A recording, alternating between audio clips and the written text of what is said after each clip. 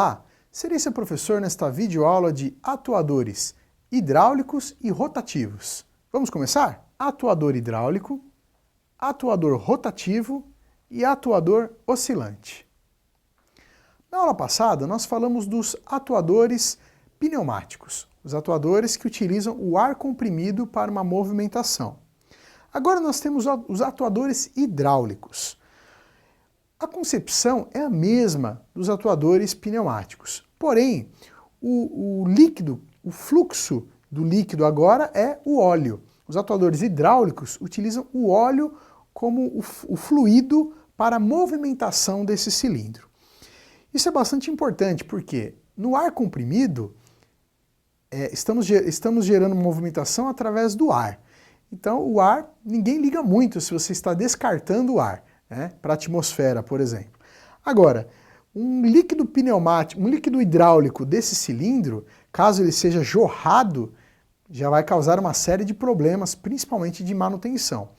Portanto, esses atuadores, eles são menos utilizados que os pneumáticos, mas eles trazem outras características, como por exemplo, eles, através da pressão que você gera no óleo, você consegue ter maior força de movimentação. Então sempre que um atuador precisa de maior força de movimentação, você vai substituir a sua aplicação por um atuador hidráulico.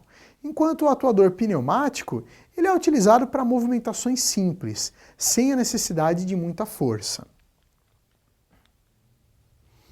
Alguns cálculos interessantes que nós precisamos realizar aqui no cilindro hidráulico. Por exemplo, qual é o volume de óleo que eu necessito para realizar a movimentação deste meu atuador? Então veja só, nós precisamos considerar aqui o volume do cilindro em centímetros cúbicos. E para tal, nós vamos utilizar aqui a área do pistão em centímetros quadrados, vezes o curso desse pistão, que é dado em centímetros. Assim nós temos o volume do cilindro e podemos ter uma ideia de quanto de óleo nós precisamos para preencher esse volume. Outro cálculo que pode ser interessante é a velocidade da haste. E então nós vamos fazer a vazão em litros por minuto, vezes 1000, dividido pela área do pistão em centímetros quadrados. Então essas são algumas características importantes para calcularmos nos atuadores hidráulicos. Vamos passar então para os atuadores rotativos. Neste caso, diferente dos atuadores que nós vimos até então, que fazem uma movimentação de avanço e retorno, nos atuadores rotativos nós podemos ter algumas movimentações. Por exemplo, este aqui é um atuador rotativo hidráulico do tipo cremalheira.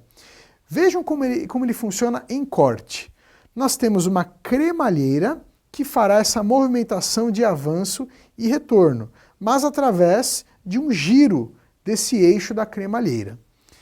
Isso é muito importante para alcançarmos uma força necessária para empurrar algum objeto na ponta dessa haste. Um outro atuador rotativo que nós encontramos no meio hidráulico é o motor hidráulico.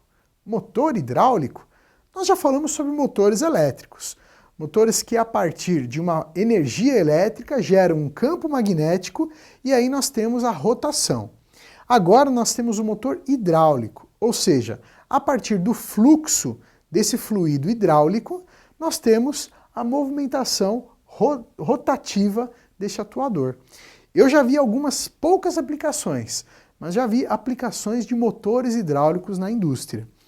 É um caminho interessante, você não utiliza de energia elétrica, então às vezes você pode até submergir esse motor que você não terá nenhum problema elétrico. Temos também ainda nos atuadores rotativos um motor pneumático. Agora é através do ar comprimido que nós realizamos essa movimentação. Um exemplo muito prático de onde você já viu esse motor pneumático são aquelas pistolas onde nós colocamos os soquetes para apertar ou desapertar parafusos. Muitas oficinas mecânicas trabalham com esse sistema e até mesmo na Fórmula 1. Nós vemos aquelas pistolas pneumáticas que colocam ou retiram o parafuso do pneu no carro de Fórmula 1.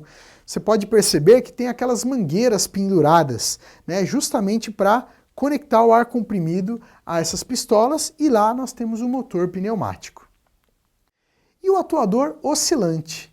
Esse atuador oscilante, veja que interessante, ele tem um curso diferente dos atuadores que nós já vimos. Ele faz um curso de translação, ou seja, ele pega uma peça do ponto A e leva para o ponto B, mas não numa reta, mas num movimento curvo. Isso pode ser muito interessante para algumas aplicações, para levar de uma esteira para outra, né? Então, aplicações específicas onde nós precisamos desse movimento de translação, nós utilizamos o atuador oscilante. Nós separamos um link para você conhecer mais sobre o assunto desta videoaula. Não deixe de acessá-lo em seu ambiente virtual.